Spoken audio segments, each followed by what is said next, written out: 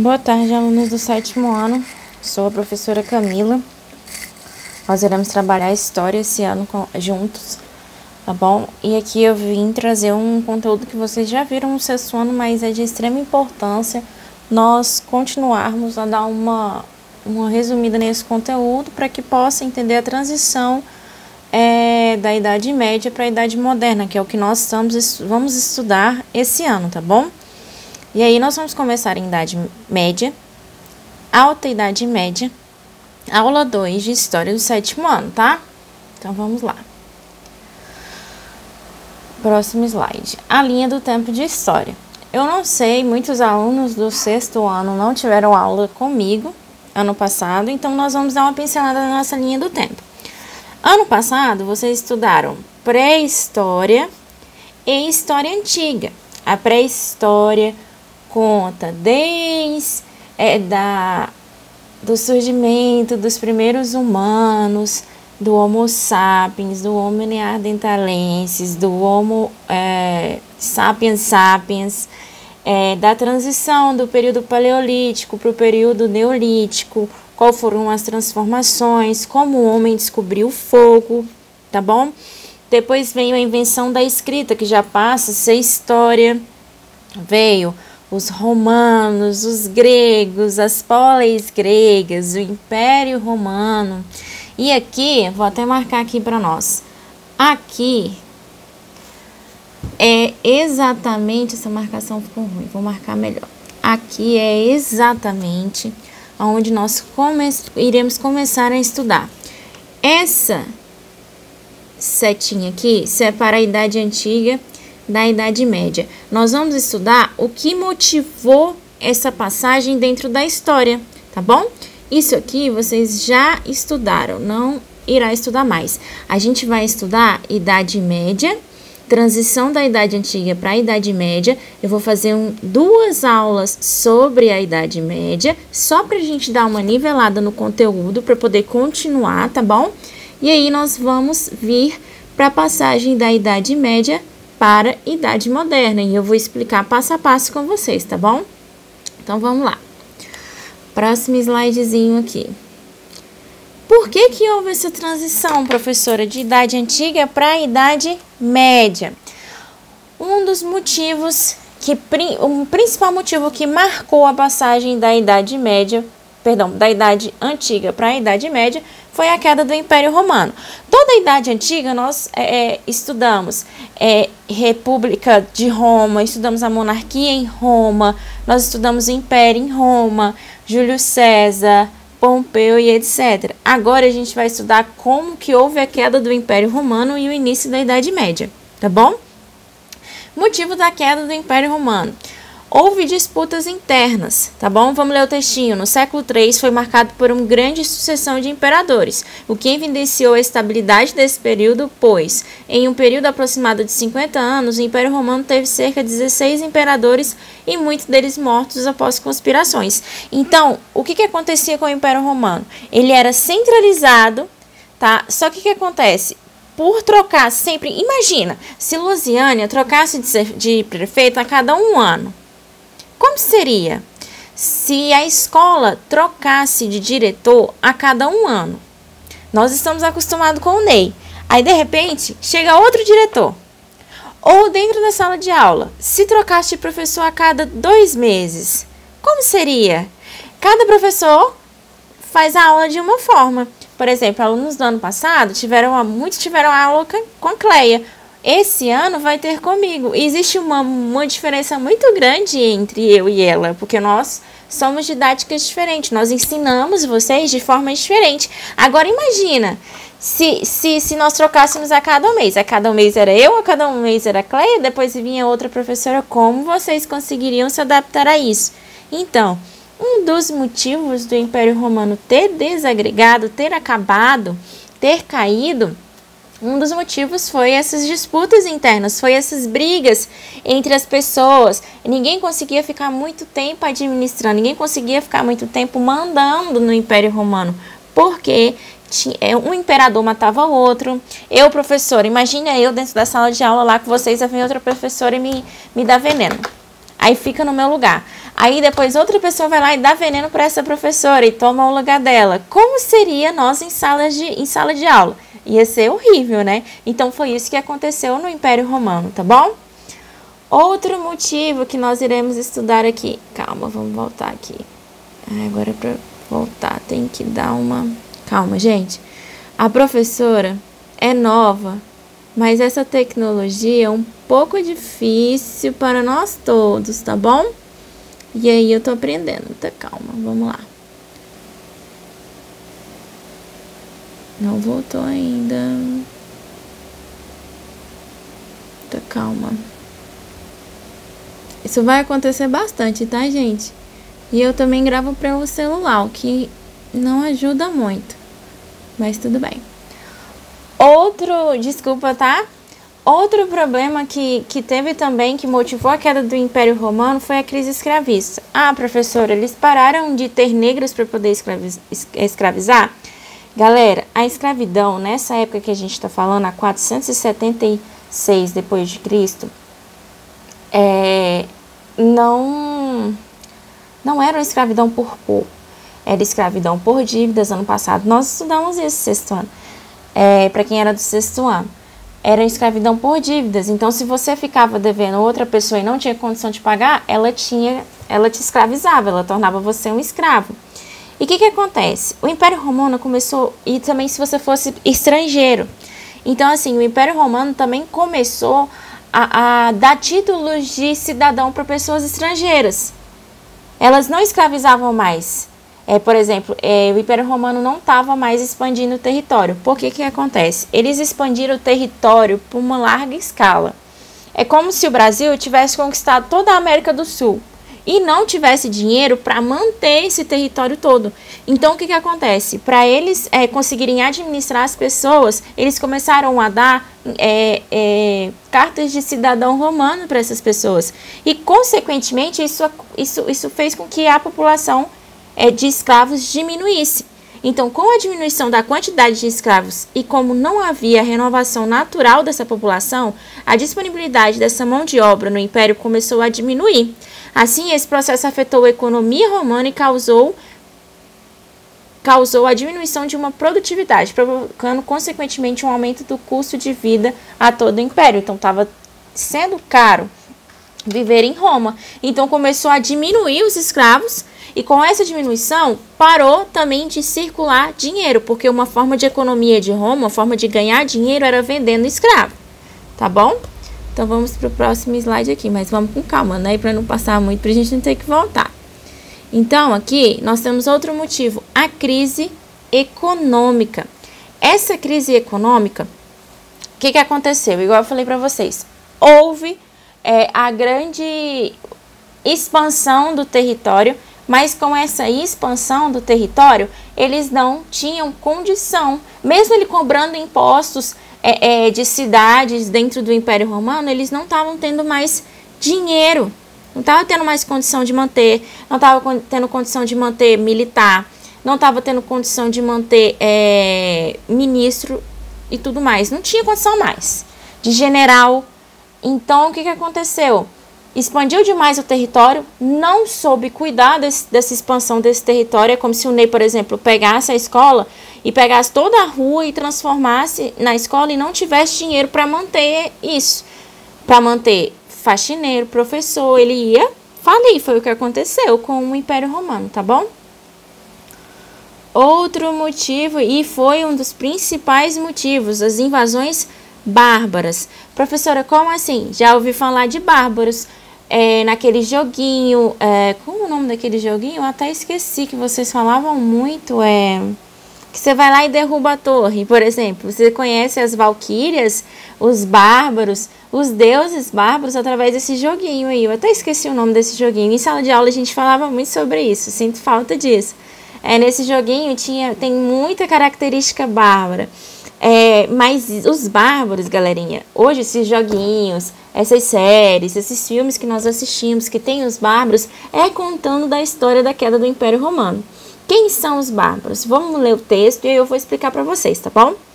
Habitando as regiões fronteiriças ao Império Romano, os povos bárbaros foram penetrando os territórios de Roma em um processo lento e gradual.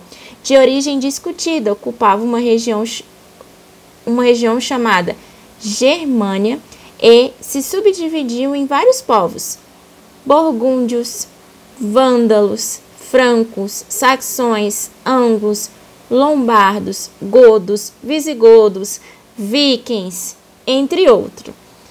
Anglo-saxões também. No século IV ao século V, os principais povos bárbaros se deslocavam em direção ao Império Romano, empurrados pelos hunos que viviam no Oriente, levando pânico e destruição aonde chegavam. Então, o que aconteceu? Deixa eu ver se eu coloquei o mapazinho aqui para nós. Botei, fiz um mapa bem legal aqui pra gente, pra mim conseguir explicar para vocês. Então, vamos lá. Vou pegar essa bolinha aqui e vou colocar aqui para melhorar. Vamos lá. Como assim, professora? Vamos explicar pausadamente. O livrinho aqui sempre tá aqui pra dar uma ajudada, tá bom? Quem tiver o livro, eu acho que quase ninguém pegou o livro, mas eu estou falando do capítulo 8, página 182, tá bom? Mas se não tiver o livro, não conseguiu pegar o livro na escola pela pandemia, não tem menor problema, eu só tô falando para quem tem, tá bom? Então, vamos lá.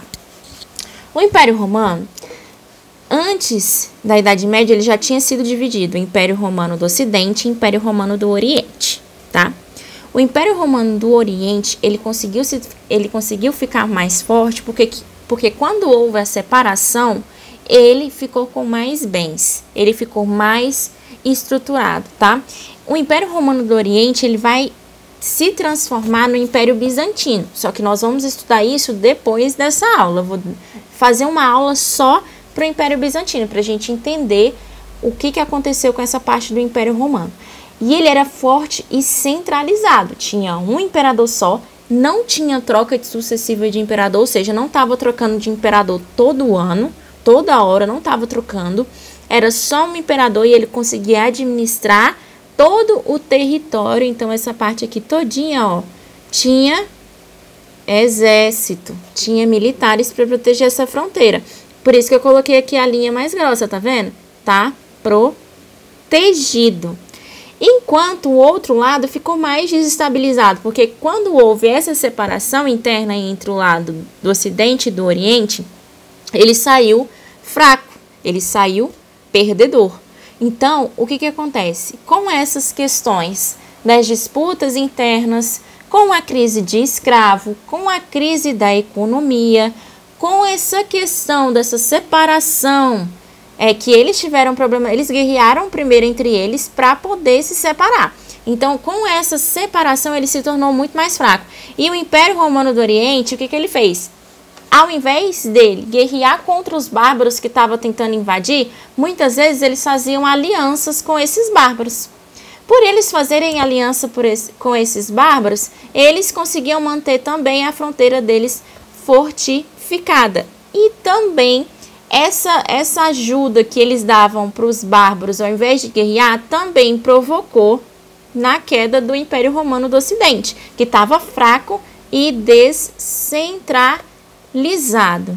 Então, os bárbaros, eles foram empurrados. Como assim, professor, eles foram empurrados? Povos lá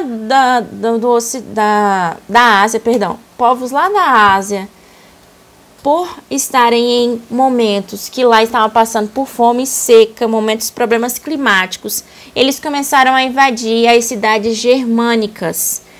Daí, as cidades germânicas começaram também a ter problemas em manutenção de vida, começaram a passar fome, necessidade e começaram a guerrear. Eles viam o Império Romano como um império rico, forte. Então, o que eles faziam? Vamos guerrear contra o Império Romano, vamos invadir o Império Romano porque lá tem muitas riquezas, lá tem comida, tem muitas riquezas, nós vamos viver bem. E aí eu botei a fotinha de uns personagens de algumas séries que são bárbaros. Nós temos aí, ó, os personagens para representar essa invasão. Então, o que eles faziam? Eles simplesmente invadiram mesmo o Império Romano, tá? E aí, ó, esse monte de linha aqui, ó, que eu fiz aqui, dá pra ver que ficou descentralizado, ficou sem imperador, ficou terra de ninguém, tá? E aí nós vamos entender o que procedeu depois, do que aconteceu, o que procedeu depois dessa invasão bárbara, tá bom? Então vamos lá. Tá aqui. Então vamos entender perfeitamente agora como foi isso. Vamos lá. Aqui nós temos os principais bárbaros, tá? Eslavos, cadê minha setinha? Eslavos, alamanos, saxões, ostrogodos, vândalos, visigodos. Então a galerinha da Ásia fez o quê? Empurrou essa outra galerinha para vir aqui ficar aonde era o Império Romano do Oriente, tá bom? Então eles simplesmente invadiram essa região aqui, veio até da África, aqui dos vândalos veio um pouquinho da África, mas professores andaram demais, literalmente eles andaram bastante, ou muitos vikings também tinham porte à navegação, muitos vikings invadiu a Inglaterra aqui, os anglo-saxões, ó. Igual mostra a série Vikings, que tem na Netflix, mas é proibido para vocês, então vocês não podem assistir, tá bom? Então vamos lá. Próximo slide. Povos germânicos. Os povos germânicos se situavam na Alemanha, França, Bélgica e Holanda. Entre esses, os povos estavam os visigodos, os anglo-saxões, erulos e os francos. Se dividissem dos romanos quanto à organização de Estado. Não tinha leis escritas nem instituições políticas como o Senado e a Assembleia. Como eu falei, eles eram descentralizados, eles não tinham imperador, não tinha um Senado, não tinha uma reunião de pessoas que faziam funcionar o Estado. E aí, eles se organizavam em tribos e adoravam vários deuses e não conheciam a escrita. As terras que ocupavam pertenciam à comunidade e eram divididas entre famílias de cultivo. Se estabeleceram nas regiões que hoje correspondem a Portugal, Espanha, França e Inglaterra. Então, Portugal, Espanha, França, Inglaterra, Itália, era tudo o antigo Império Romano. Foi necessária essa transformação, que nós vamos estudar também como que foi formado Portugal, Espanha, França, Inglaterra, nós vamos estudar também. Mas antes deles serem esses países que hoje nós convivemos com eles eram parte do Império Romano do Ocidente. E com essa invasão dos bárbaros, surgiu esses reinos que hoje nós conhecemos como países, tá bom? Então vamos lá, próximo slidezinho aqui. Reino Franco. Então tá, vamos entender melhor. Professor, então peraí, os bárbaros invadiram, ficou tudo descentralizado e tá tudo ok. Todo mundo viveu bem. Não, tá? Os francos, eles eram um tipo de bárbaros que invadiu o Império Romano, só que eles fizeram alianças com a Igreja Católica. Eles fazendo aliança com a Igreja Católica, eles conseguiram centralizar novamente o Estado, mas agora sendo um reino franco. Então, entre os reinos germânicos, houve um que se tornou muito poderoso. O reino franco alcançou uma maior estabilidade, principalmente em razão das relações estabelecidas com a Igreja Católica. Então, os francos eles eram muito inteligentes, apesar de serem tribos, de serem bárbaros, que para os romanos ser bárbaro, quem colocou esse apelido nesse povo, quem colocou o apelido de bárbaros foram os romanos. Então, o que acontece? A Igreja Católica, ela se viu sem saída, ela viu o império caindo, um monte de gente vestida de outra forma, que tinha outra vida, invadindo as cidades, saqueando as cidades, matando as pessoas. Então a igreja viu nos francos, e os francos viu na igreja uma possibilidade da igreja se sentir protegida diante disso, e dos romanos, dos francos, os francos, tá, galerinha?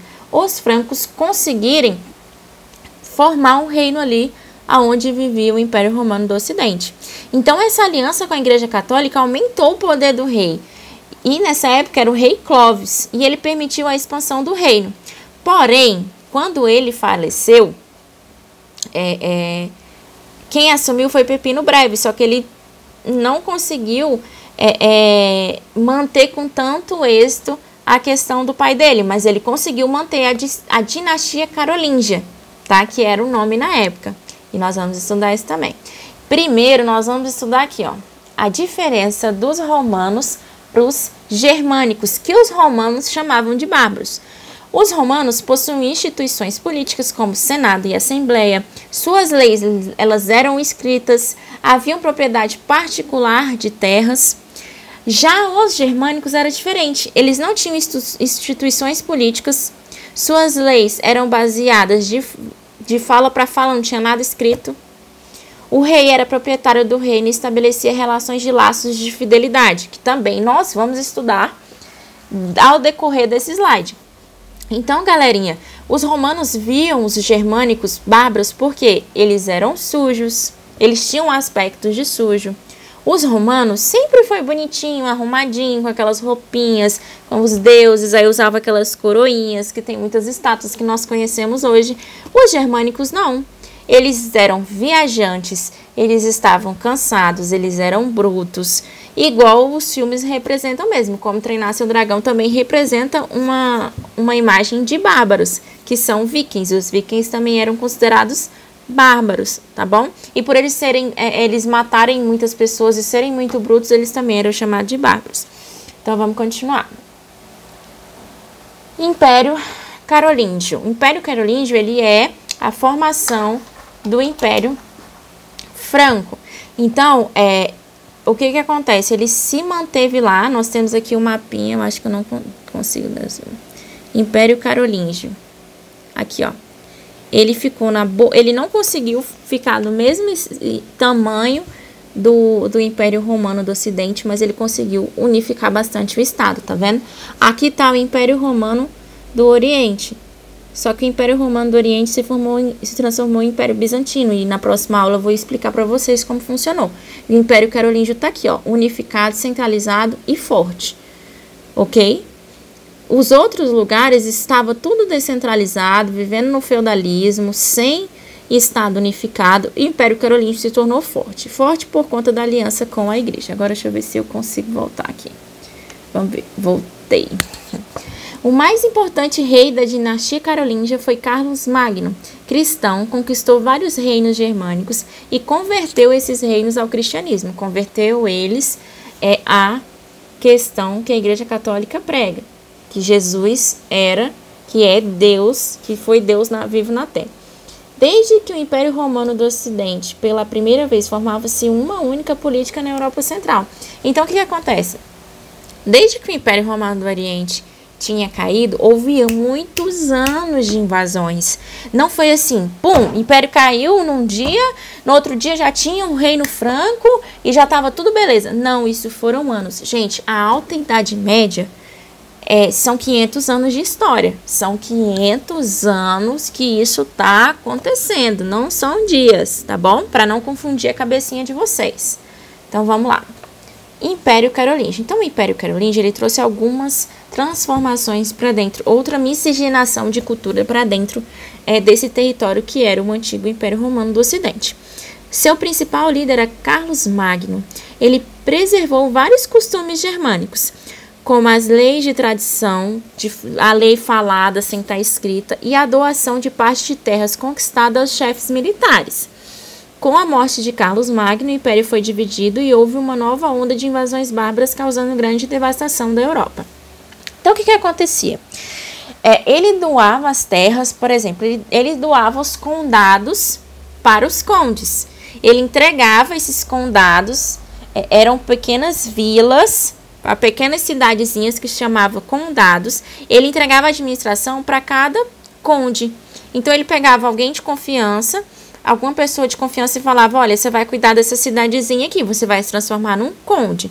E aí a Igreja Católica apoiava, o bispo apoiava, falava: olha, aqui você vai administrar esse condado, você vai se transformar em um conde.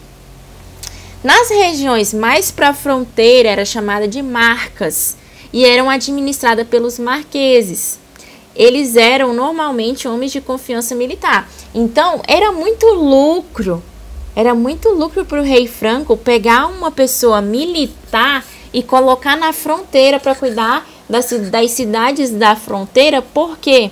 Porque é na fronteira que sofre invasão, não é no interior.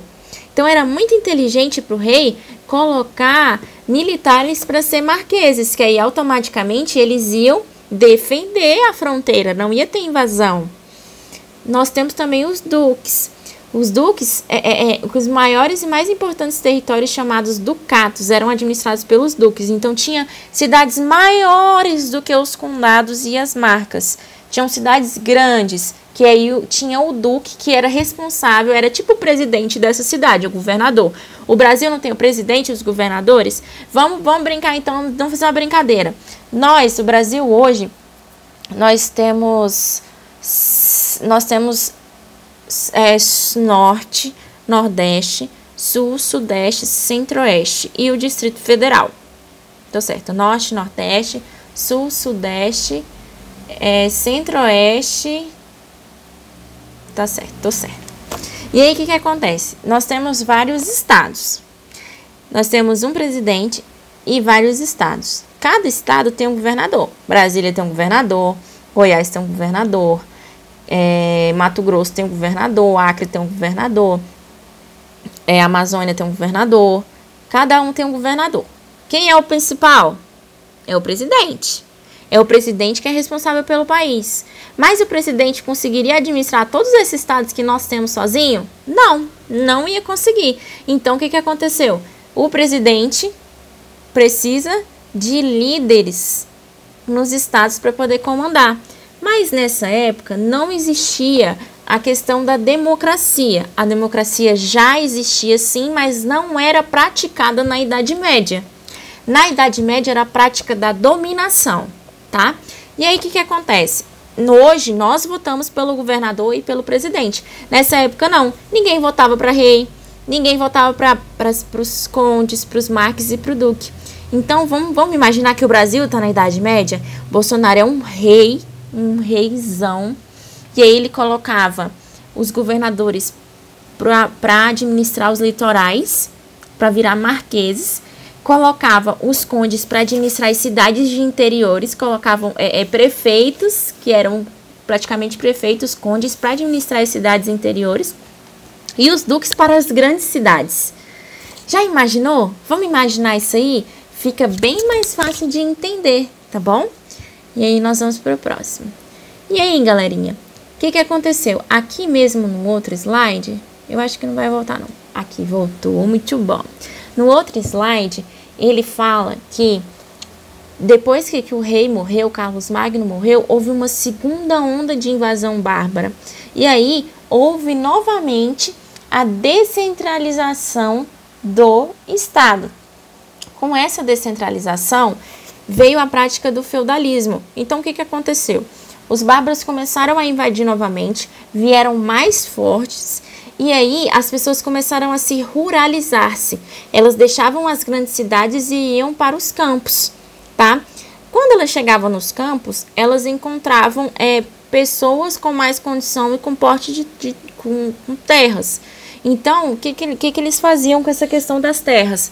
Você não vai morar aqui na minha terra de graça, você não vai invadir a minha terra também. Então, vamos fazer uma aliança? Eu te dou um pedaço de terra, você cuida desse pedaço de terra, você vai me dar metade do que você está produzindo nessa terra e você vai me pagar impostos por usar essa terra. A pessoa tinha saído, sendo que lá na cidade que ela morava já tinha muita invasão, não tinha mais casa, ela já tinha perdido a família.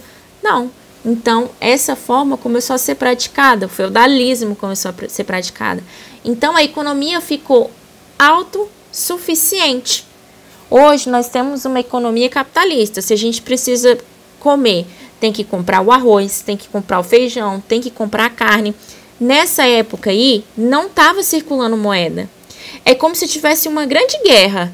Lá na Venezuela, tem uma grande guerra e ninguém está conseguindo sobreviver lá.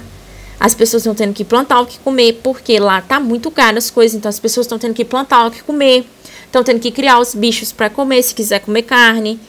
E se elas ainda tiver casa, porque o governo ainda tá tomando a casa delas, lá na Venezuela. Aqui no feudalismo não era assim, foi muito pelo contrário. As pessoas que tinham mais condição começou a dar terras para os pobres, mas para eles pagarem imposto para essa pessoa que doou a terra. Não queria dizer que a terra era dele, não. Então, o que acontece? Quando hoje nós compramos tudo que nós vamos comer, mas e se, por acaso, nós precisássemos fazer nossa comida, ter que plantar o arroz, plantar o feijão, criar a vaca para dar o leite, para dar a carne, nós seríamos autossuficientes. eles não vendiam mais as coisas, eles trocavam, tá? E houve a interrupção de moeda, acabou essa questão de moeda, a moeda não era mais válida, o que valia na época era sobreviver, com a questão da invasão dos bárbaros. Então, houve a ruralização da economia. Vou ler o textinho. As invasões e ataques dos povos germânicos, houve uma redução no comércio e nas atividades urbanas, além de um intenso refúgio de grande parte da população das cidades para o campo, buscando abrigo junto aos proprietários rurais. Então, vamos lá, o feudalismo, a ruralização, o feudalismo foi o quê? As pessoas deixavam as grandes cidades porque estavam sendo saqueadas, estava sendo destruída a cidade pelos bárbaros e começaram a ir para os campos, para as pessoas que tinham propriedade de terra pedir ajuda. Chegava lá, o que acontecia? Ou o proprietário ajudava dando essa parte de terra e pedindo esse imposto, ou as pessoas iriam invadir a terra dele. E outra coisa, esses proprietários rurais também estavam em perigo, porque se os bárbaros, se eles não tivessem pessoas para proteger o território, os bárbaros podiam muito bem invadir e saquear tudo. Então, ele ajudando as pessoas com essas terras, ele também se protegia. Porque quando a pessoa ganhava a terra, mesmo que fosse tipo um aluguel de terra, mesmo que fosse um aluguel, ela era a terra que ela ia morar. Era como se fosse um aluguel. Você pagava metade do que você produzia, você dava para o proprietário da terra, você pagava imposto pela usar ferramenta, você tinha que fazer serviço na casa dos senhores, tá bom? No próximo, aí o feudalismo foi isso aí. O que acontece? Os proprietários de terra começaram a ganhar tanto prestígio, muitas vezes muitos seguidores, e acabava que aumentava essa terra, eles começaram a se transformar em grandes reis, tá? Mas que esses reis não tinham a circulação de moeda. Nós podemos ver aqui um castelo, representando o castelo e os feudos. Feudos eram essas terras que davam para essas pessoas cultivar, ó. Feudo, tudo isso aqui é feudo. Isso aqui expandia. Quanto mais isso aqui se expandisse e ficasse protegido, mais pessoas protegesse, maior seria a propriedade de terras do senhor feudal, tá bom? E aí nós vamos para o próximo slide. Oh, meu Deus, como é que volta agora? Calma aí que o teacher vai voltar. Já passei 2 vezes. Então vamos lá. Essa aqui que eu quero. Ai, tá editando. Muito bom. Pronto. Tinha também, galerinha, o juramento de fidelidade. Tornou-se frequente as alianças entre os reis e os nobres. O rei doava um feudo e o nobre prometia protegê-lo em tempos de guerra. O nobre, por sua vez, jurava obedecer ao rei e guerreava ao seu lado. Recebia um feudo e tornava-se senhor feudal, e detinha grande poder sobre as pessoas que viviam em suas terras. Então, vamos lá. Aqui, nós, pegando o canetão, aqui nós temos o juramento de fidelidade. Eu não sei se vocês já assistiram filmes que o rei pega a espada e faz aquele juramento na cabeça e tal. O Shrek até mata um cara tentando fazer esse juramento no filme dele. E aí, isso era um acordo de fidelidade. Não tinha acordo em papel, galera. Era só boca a boca, era só coisa falada. E eles tinham muita questão da honra. Eu tenho que cumprir a palavra que eu tive. Então, isso, por muitos anos na Idade Média, conseguiu prevalecer na questão da honra. Então, quando você recebia a terra, você tinha que devolver a hora que o senhor feudal pedisse, porque você tem que honrar a sua palavra. Aqui nós temos o senhor feudal. O senhor feudal podia ser um nobre, podia ser um rei, tá? Aqui nós temos o servo, o vassalo, que era o último do último dentro da pirâmide, tá? Virou uma sociedade estamental. O que é essa sociedade estamental? Virou uma pirâmide de, por exemplo, o senhor feudal, tem um exemplo mais pra frente, senhor feudal, nobre, vassalo, por último os escravos, que por incrível que pareça ainda tinha um pouquinho de escravo nessa época, tá bom? E aí o que acontece? Veio a prática do colonato. Era uma prática que consistia na obrigação dos trabalhadores rurais de entregar parte da sua produção e de trabalhar alguns dias da semana na terra do Senhor. Então ele pagava impostos, ele simplesmente cedia essa terra para eles e eles iam cuidar dessa terra e depois eu vou ver. Não, eles tinham que pagar impostos. Então nós temos um manso senhorial. As melhores e maiores terras do feudo que pertenciam ao senhor feudal, suficientes para sustentar sua família. No entanto, os senhores não trabalhavam, sendo essa terra cultivada pelos servos ou camponeses. Então vamos lá, vamos imaginar que, por exemplo, tinha um rei. O rei está lá, o rei ficou mais afastado da cidade, ele tinha sua propriedade rural, então quando invadiu a cidade, ele foi para sua fazenda. Chegando lá, chegou nobres pedindo ajuda.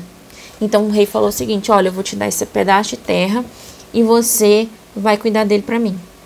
E aí o nobre ia lá, pegava aquele grande pedaço de terra e vinha outras pessoas pedindo ajuda. Então ele fazia o quê? Vou te dar outro pedaço. Ele partia o território que ele ganhou para os servos. Então ele partia ele igual um bolo e entregava para cada servo. Ó, quanto mais pessoas, melhor. O servo fazia o juramento e cuidava daquele pedacinho de terra. O outro cuidava do pedacinho de terra. E todos tinham que pagar imposto. Desde o servo e do nobre, tinha que pagar imposto para esse rei, tá bom? Nós temos um manso servil, que é a terra dos servos, onde cultivavam seus produtos, produziam o necessário para a sobrevivência e, em troca, eles realizavam diversas obrigações e pagavam impostos ao senhor feudal. Foi o que eu acabei de falar.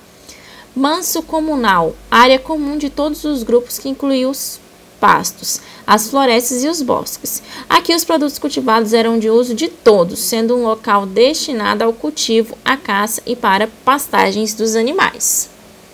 Então era dividido dessa forma. Vamos passar aqui.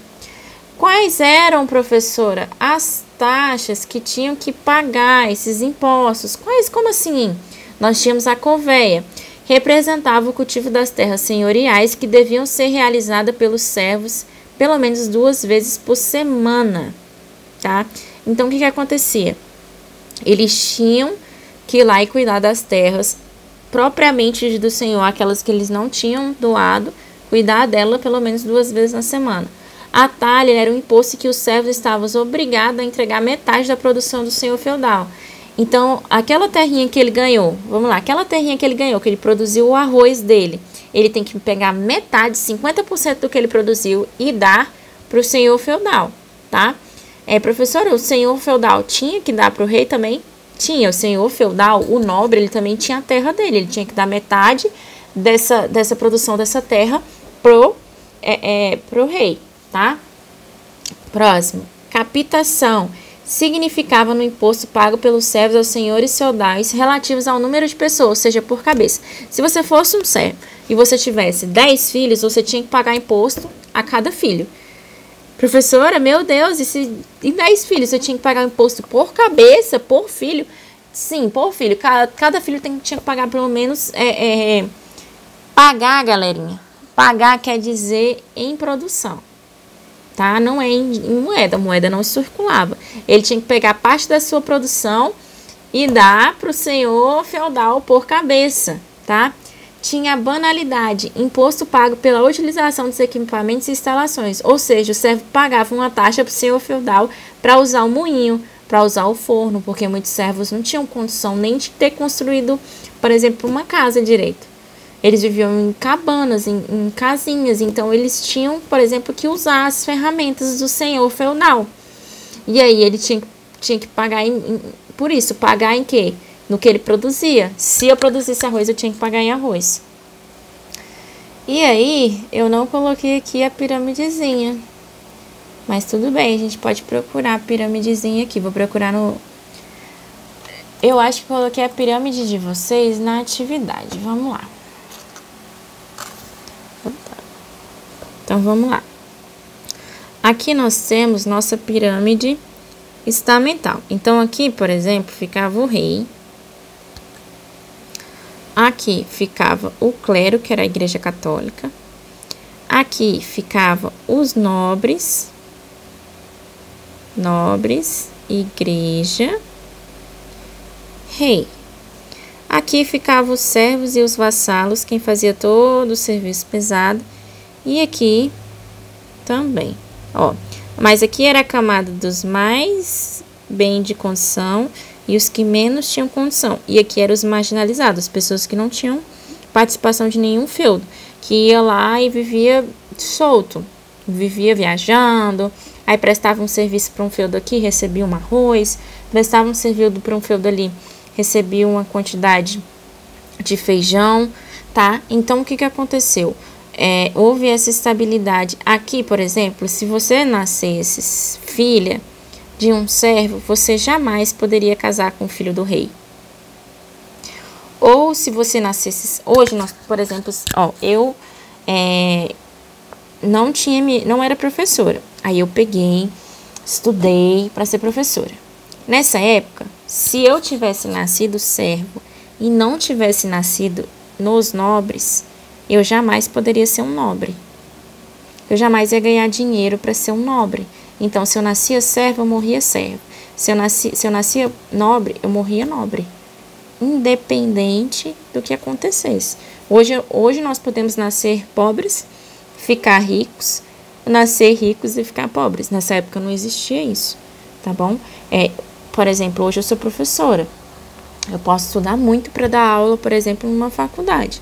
Nessa época eu não podia. Se eu tivesse nascido professora, eu ia ser professora do ensino fundamental e acabou.